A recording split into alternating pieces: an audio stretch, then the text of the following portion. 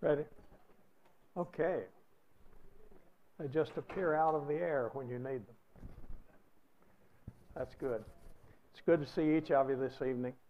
It's my understanding there's only one more class. If you want to stay late, we'll just do it tonight. So I've got it all here. So we're going to split this just half and half like this. No, that's not the way. Something like that. Nice to see you. Appreciate the presence of every one of you. And also the fact that most of you have come the entire class. And I'm hopeful that you are learning something. And I think you know that Brenda and what's your husband's name?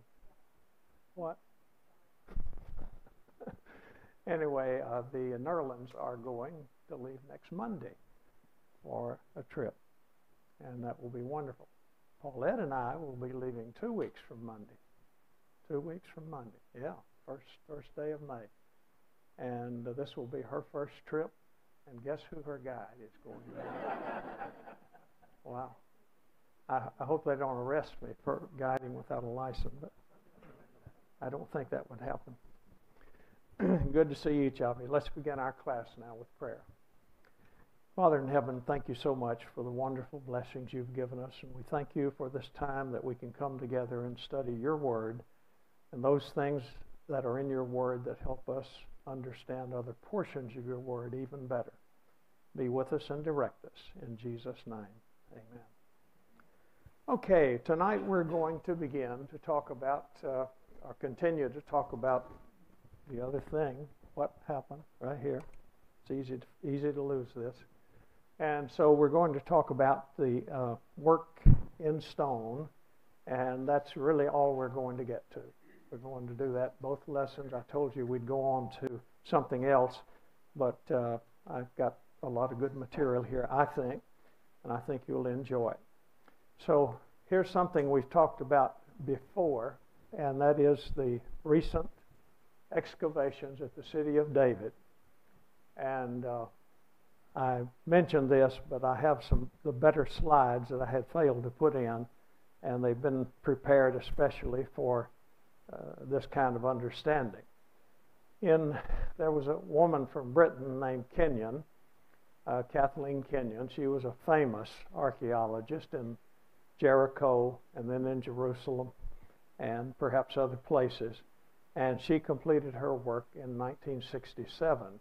That's the first year I went to Israel. So her name was commonly known, and the work that was done was easy to see. She found the Jebusite walls to the city of Jerusalem, meaning the walls that were there by the people when David captured the city. You know, one of David's men climbed up some kind of a shaft and got into the city, and that's the way the people of David got in, and that's the way they overcame these folks. It had been these people had been there since the original group of people, God's people, went into the land, but they had not controlled the city of Jerusalem. So God then had determined that they would build a house for him, a temple, where he put his name. And he put his name on Jerusalem. It was Mount Moriah, and this is the place that Solomon then was going to build the temple after David. So she found the Jebusite walls. Then I mentioned about Shiloh, and he excavated from 1978 to 85, and nearly 20 years' time, and he found evidence of the Babylonian destruction of the city. And also I mentioned in that he found the bullae, that is the seals, the impressions of the seals, that had numerous biblical characters named on them. That is, one on each one. But there were a number of these, and several very significant biblical characters from the Old Testament are mentioned. Then, from the years 56 to 2021, now that's when she lived, but in 2005, not Kathleen Kenyon, but Mazar, Elat, her name's Elat, just like the city of Elat, Eilat Mazar, worked there. And she found the fortress of King David, we think, and also the remains from the Persian period, we think. In other words, there are some who question that. There's always someone among archaeologists who question someone else's discovery. But understanding what the Scripture says, this harmonizes with the Scripture. And I think I told you that I had the opportunity to meet her in 2019 at the Hebrew University, at the museum and her office and so on. And so this was a question that was asked, and I wanted to go into this a little more detail. This is the city of David. This is what she found. This, if you're in Jerusalem and you know where the Temple Mount is, and you're on the south side of the Temple Mount, say you come out Dung Gate, and then you take the road that goes down to the Pool of Siloam. And as you take that road, you will come to now, which is something that's labeled very carefully, the city of David. Enter there, right above this, and you can pay an entry fee. You can go see all of it.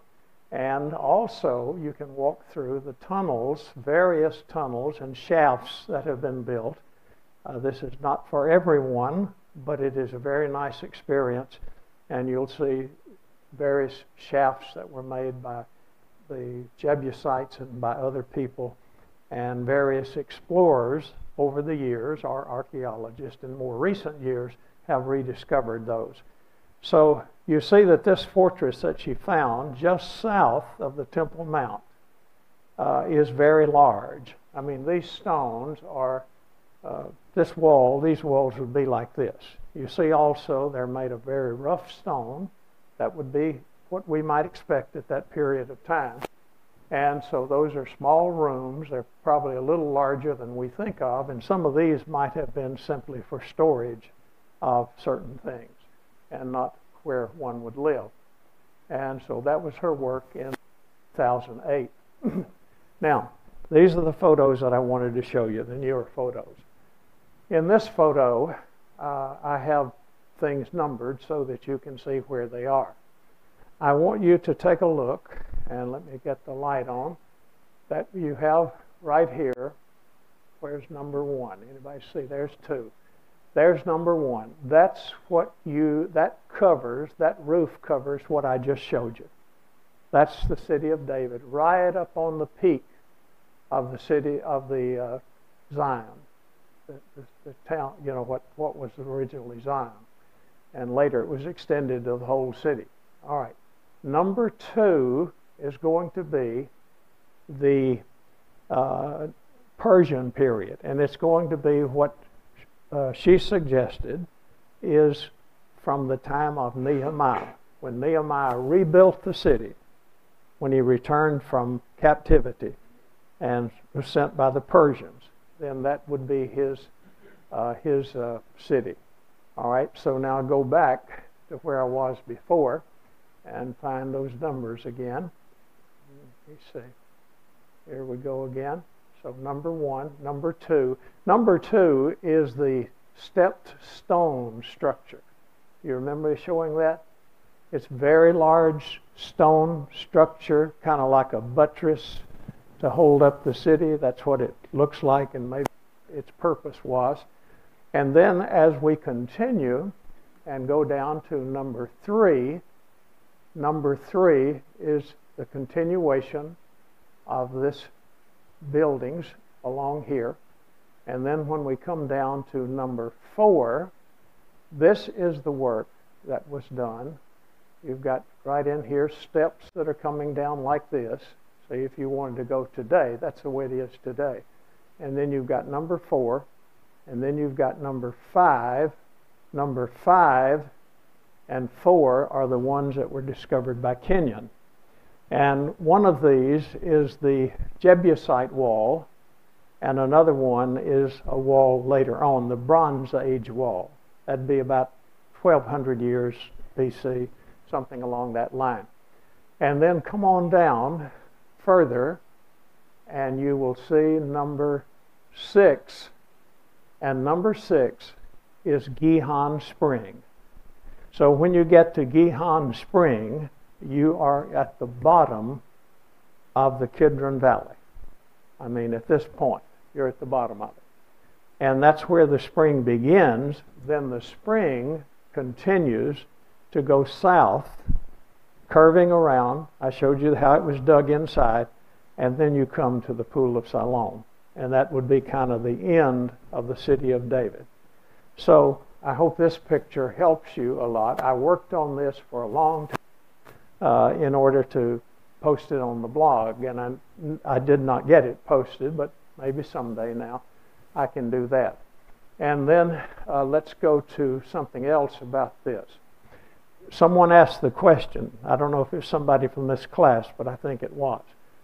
It wasn't during class. Somebody asked me if David was in his palace, could he see Bathsheba on her rooftop? Well, first, people used their rooftops. You know that Peter did. And we have examples of houses where you have the outside steps going up to the roof in order that they may utilize that. And they utilize it. Sometimes I've seen people have, maybe I showed a picture where they would have a vine growing up the side. Big vine will finally come over. It's a grapevine. They can go up on that roof lunchtime, have a bite to eat, then reach up, get a grape, just eat them. Isn't that neat? I mean, just have anything you want. And that would be utilizing that. Peter went up on the housetop to pray. See, when he had the sheet let down before him. All right, so now then, David is up here at the top. Where is he? Let's say he's up here at number 1. Now, she could be anywhere down here, in any little house built along the hillside. See? Or she could be over here across the valley. And today their village is there. Silwan is an Arab village. Silwan, S-I-L-W-A, like so, kind of. And so she would be over there. Another thing about the Gihon Spring, and that is when Absalom decided he would take over, he and his friends, his people who were behind him in the political game, they went down there, and what did they do? They were having a party. They were having a party. Not there, but just a little further south at another spring, the spring of Rogel. And that's just a short distance. I mean, it's a short walk. So it tells us in the scripture that David and the people in Jerusalem could hear the sound down there. See, it's down the valley, straight across there. All right. Bathsheba came to David, and what did she ask? She said, I need to borrow your mule. Right. That's what it says. And what did she say? She said, let Solomon ride your mule, down to this place, down to the pool, down to the spring of Gihon. And then what? And let him be anointed king. And the Bible says that when they got there, they could hear the sound of Absalom and his crowd down at the other place. That would be easy. I mean, it wasn't that far. So it would be a quarter of a mile or a little more. That's about all. And it would be real easy in that valley, which was a continuation of the valley of Kidron, to do that. Okay. So if you were up there, sure, you could look down and see any of the people that were living along this hillside, and some who had gone up on the roof. Okay? All right, now I'm finished with this. Anybody have a question about it? Anything about what we've seen here? Go ahead. On those walls, they were so thick, and all the big stones, how are they They just lay there. They're big enough they don't have to have any kind of mortar at all. Now, in the case of, it's different through various periods. In the case of Herod's work around the temple, there is no mortar either. But the stones are so large, that they simply are in position. And at Dan in the north is a good example of a wall that is made of stones that you get out of the field. And so they may be this size, but they're large enough that they're stacked in such a way that they hold together. So it's going to be very thick. In other words, the distance from inside to outside is very thick, so they hold together. So you have some of the earlier ones, that's Bronze Age, say 12 to 1500. You have some of those that are holding together on their own. They're large. And then after that, you begin to have cut stones, and then there are some that begin to be called ashlars, and that's some that are maybe this size, and they have a little indentation around the side. And then when you come to the New Testament, Herod's time, and then they're very large. And you saw one 40 feet long or longer than that. But a lot of them are probably 20 and 30 feet long. Okay? That's a good question. I could show it on pictures. We've seen some pictures that are similar to that, and that illustrates that pretty well. Okay? All right, so let's move right along, and we'll see what we've got next. This now is the city of David, let's say, his place. And you don't think now in terms, when you're looking at the Bible world, you do not think of some place that's like, a king today would live. These people have to have protection. And so they live in places like this that are highly fortified. And it's not a great place of leisure where you can have this big room that's for nothing but serving punch. Not that at all. All right, so this wall would probably be 2 feet wide, maybe more. And that's the wall that she says, her name was Elat Mazar. I get that mixed up when I start to say about these women. But Mazar says that it was built in the Persian time. How do they identify these walls? Well, the style of building helps. But there's another way that's more important. It is by the pottery that they find. And I mentioned earlier, we didn't talk about that, but pottery identifies levels in the tells. That's how we identify them. You don't say this is 1000 BC. You find the pottery, you find the stonework, you find other items that are typical of that period. And Petrie came from Egypt, and he wanted to see if it was the same in Egypt, where he had been working, in Israel, let's call it. And he came and he went to a tell it's kind of close to the coast and toward the south. He went to a tell that had not been excavated. And he excavated 1/2 of it. In other words, he came down from the top, everything. That's not done today. You don't do everything. You do a little. Wait 25 years and let somebody else come, see what they can learn. So they know what you found. Now they've got more information that has been collected. You compare to all other sites that you know in the Middle East. If you find a piece of pottery, they've got books right on the site at the time when they're working, and they decide, okay, this was found. There was one of these found in Syria. There was one of these found in Cyprus, and so on and so on. See what I mean? So it's comparative, and that's what Petrie found. And he's buried in a cemetery in Jerusalem, everything but his head. And his head was taken to London. And there's a Petrie Museum in London.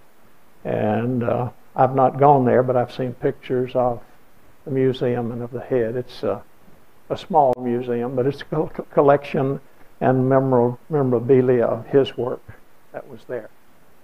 So that is the stonework from perhaps the Persian time.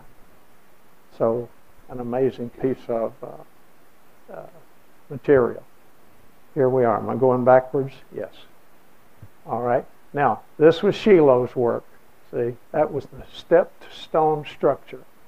The tower over in the corner goes back to the Maccabean period. That means, let's say, 100, 200 years before Christ. So it goes back to that period of time. The stepped stone structure, at least a great portion of it, goes back to the Babylonian period, at least 600 years before Christ, 700 years before Christ. So that was there. We showed you the house of Ahiel, where the little platform has been placed. And the room, I showed you on another one, the room of the burnt room. And that's where things were burned. And those little seals that had been on the documents was there. So a lot of those were there and scattered around a little bit in other places. Okay, this is another view.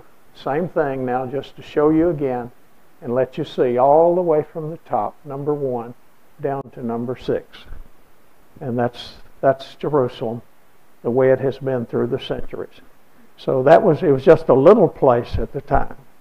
Then, see if we want to think about later, Solomon expanded to the mountain north of that, which we believe was called Mount Moriah, where Abraham had begun to offer Isaac.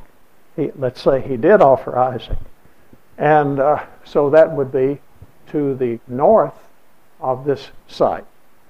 And then to the south of this site, down that way, would be the Pool of Siloam. That pretty much was the city of David in biblical times, and even Solomon's time.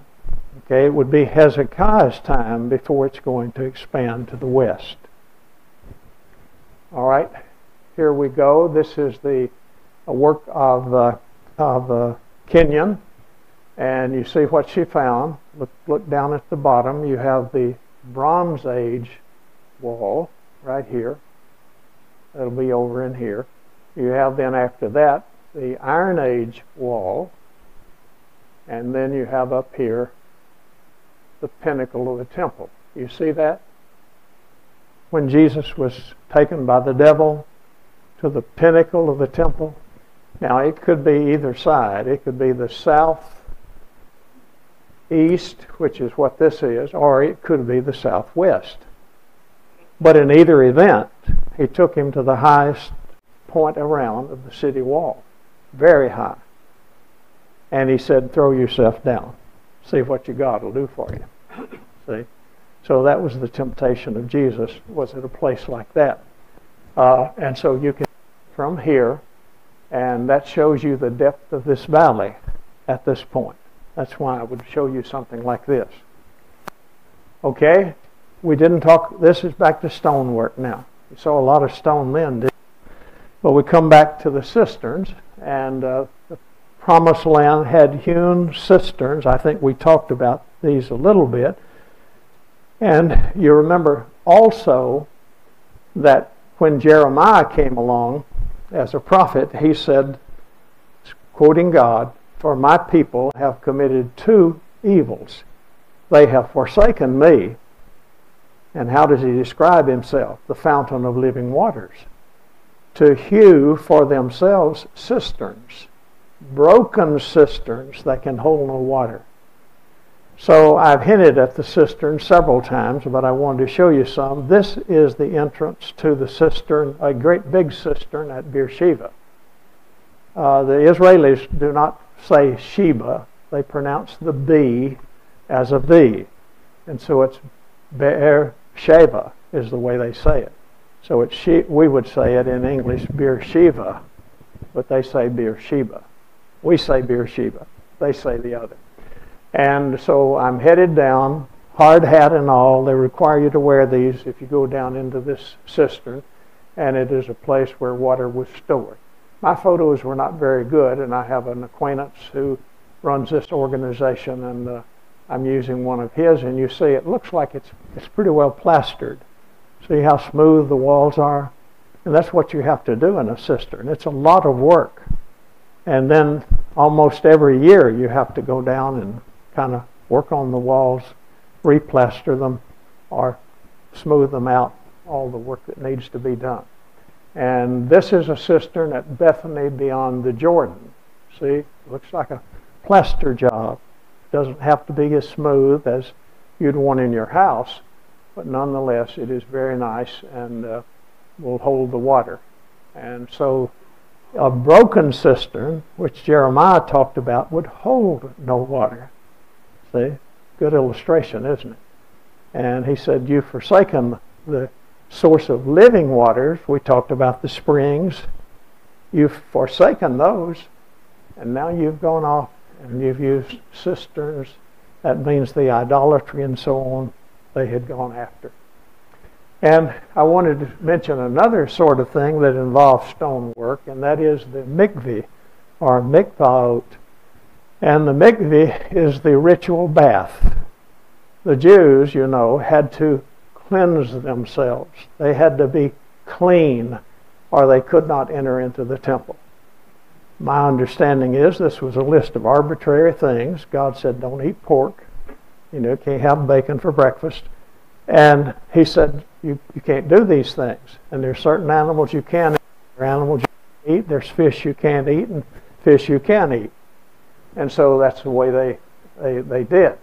All right, so then they developed the idea that to be clean, they would have these things that they built, and they can be most any size. They could be just not much bigger than this, just enough to walk down. But usually they have enough room that one person can go down, or a person can go down, one person can go down, and then that person can come back up the other side. There are some at Qumran like this. They even have almost like a railing in the center of them. So you go down this way, after you've dipped yourself fully in water, immersed yourself in water, then you come up the other way. Now that's not baptism. See, that's self-dipping, to be cleansed, and it would be more equivalent to the Christian's prayer for forgiveness when he sins, because it's not something that makes you a child of God or has a part in that, but it is simply that's what you are. This one is at Bethany, at Magdala, and notice the quotation that I have here. Jesus went throughout all the cities and villages of Galilee, it's talking about, teaching in their synagogues and proclaiming the gospel of the kingdom and healing every disease and every affliction. They just discovered this synagogue at Magdala within the past 3 decades, something like that or less. A Spanish group has done most all of the work there, and it's open to the public and people who take tours with people like me and folks that I know now who do. That's the sort of thing that they want to see, and they get to see these. And so I know they found 3 and maybe more cisterns around this synagogue. And what you see here is some very careful stonework. And it may be plastered some, I would guess, and where the water supply is located is right here. So it could be filled more. This is just what was standing there when I made the pictures. And so a person would walk down the steps like here, dip themselves, and then come back up over here. So that's a mikveh. Jews have these today. You know, a woman after her period would have to be clean, and so she has to go to a certain place. Out at Citrus Park, where we had been for quite some time before my wife became ill, and was that they have a Jewish synagogue in the old building that used to be the Citrus Park Church. If you know, it's behind the church building today, facing the other direction. And people come there, and they have, according to their web page, they have one of these, and most all of them do, so that people can be cleansed and then be ready to continue with whatever they need to do to serve God. Anybody have questions about that? There's some rock work there that may be repair, I don't know, but then there's some that's solid rock. Yeah. That what?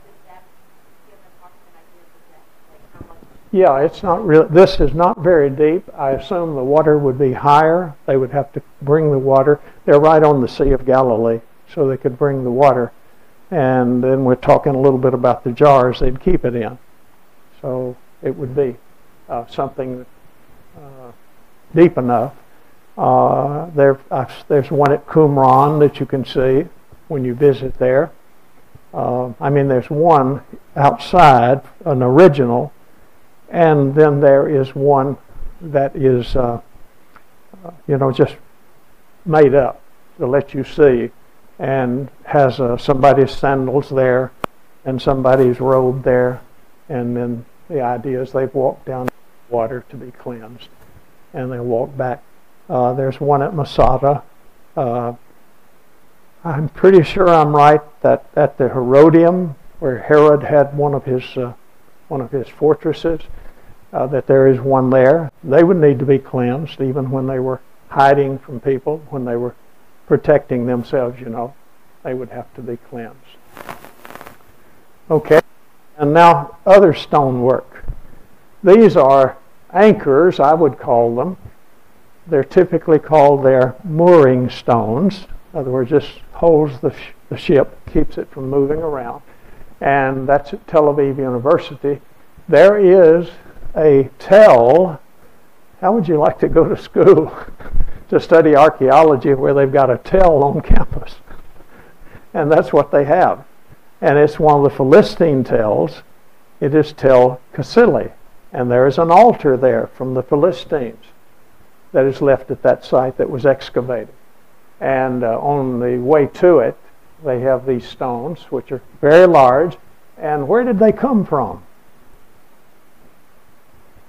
There's not a reason that you shouldn't be able to tell me where these stones came from. That is the region of the country they came from. Wow. Here comes the man who can do it.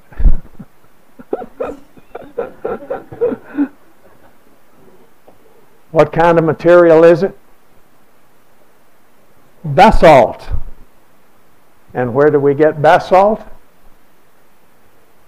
In Galilee, north of the Sea of Galilee, and as far south as Beth Shan.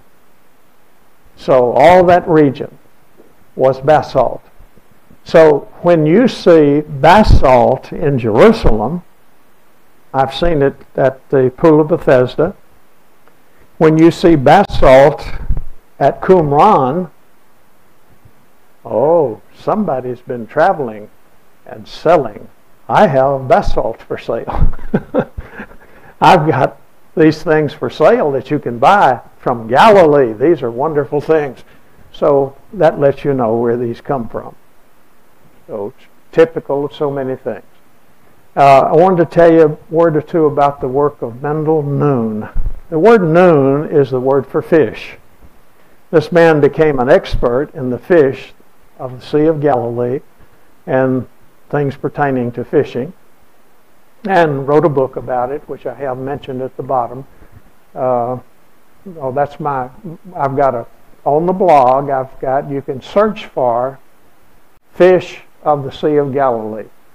His book is The Sea of Galilee and Its Fishermen in the New Testament. Of course, I'm dependent on his, except I did make my own.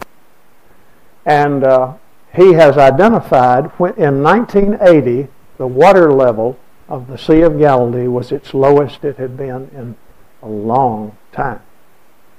And so as a result of that, he was able to go around and find harbors around the Sea of Galilee. Sea of Galilee is 15 miles long, approximately 7.5 miles wide at its widest point. All right, what did he find? He found no less than 16 harbors, 16 ports. And I can tell you that one was Capernaum, see, and one was Magdala, and so on. So all the way around, and his book has maps showing where they are located and telling you all about it. And I wrote an article, actually 2 or 3, about fish and fishing in the Sea of Galilee. It's one of the most popular articles on the blog. All sorts of people go to it and read it. I mean, it's constant, not just something years ago. It's been there several years. And I'd like you to look at it. I think you would enjoy it, and I've got pictures. I'll just show you a thing or two. There's a little building, just a small building, that has his memorabilia in it. I'm not able to get into it. The last time I tried, I think it was Luke Chandler and I tried, and we learned from somebody that they have the key at the gift shop in the village, in the kibbutz. And you go there and they'll ask you and they'll give it to you. You can go open it and go in, look around and take it back. So we were headed that way, and things like that, the kibbutz closed down. That is, the communal villages closed down at a certain time. The gate closes.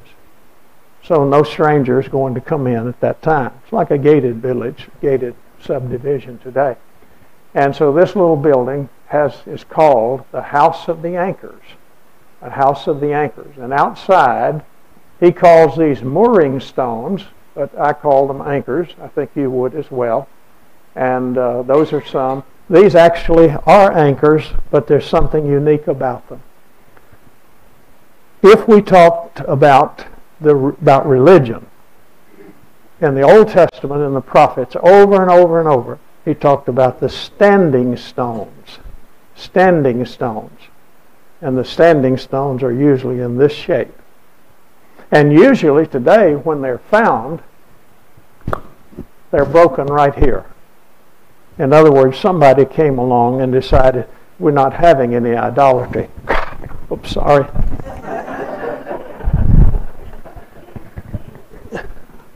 I don't want to destroy it.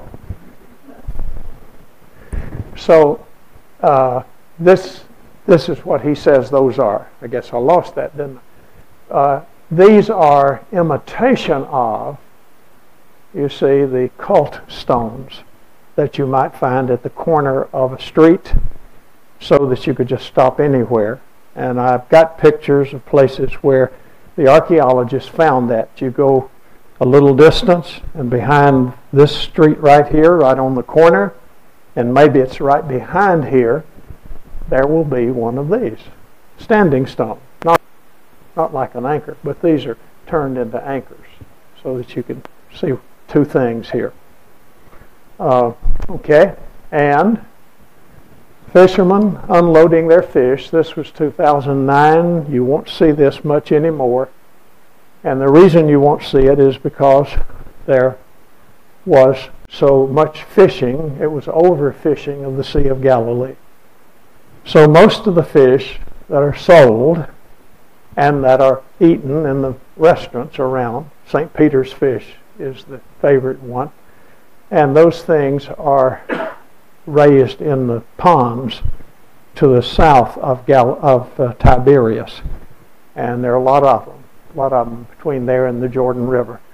So this is a boat early one morning that has come in to unload. And just a couple of pictures maybe. This shows you some of the containers that they're unloading the fish. And nowadays you don't see that. You'll see the nets he's brought in nets. See the net on the back? Was there one? Yeah, you can barely see the net. You see where I'm talking about?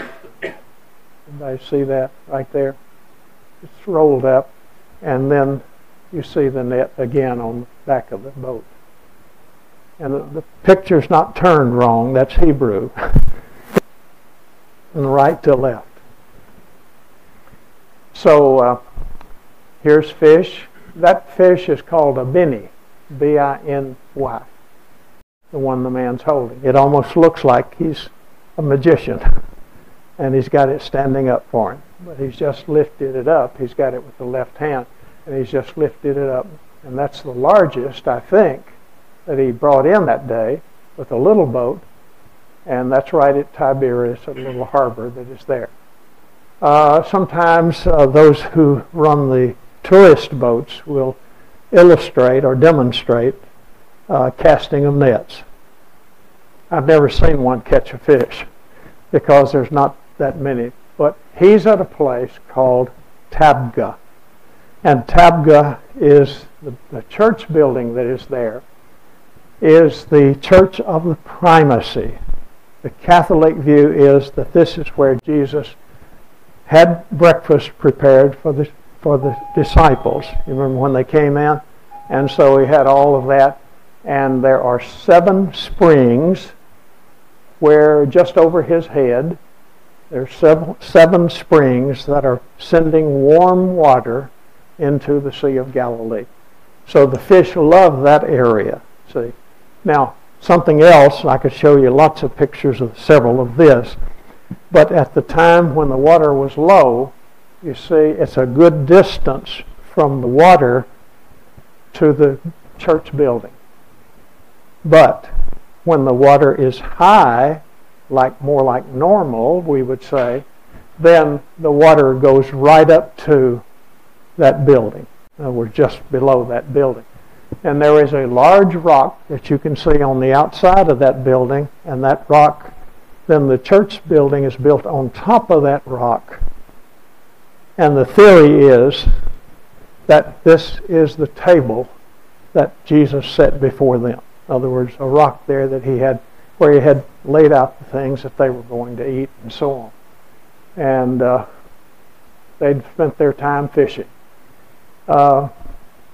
This, I'll show as many of these as I can, and then when the sound blows, we'll go. And we'll finish it up.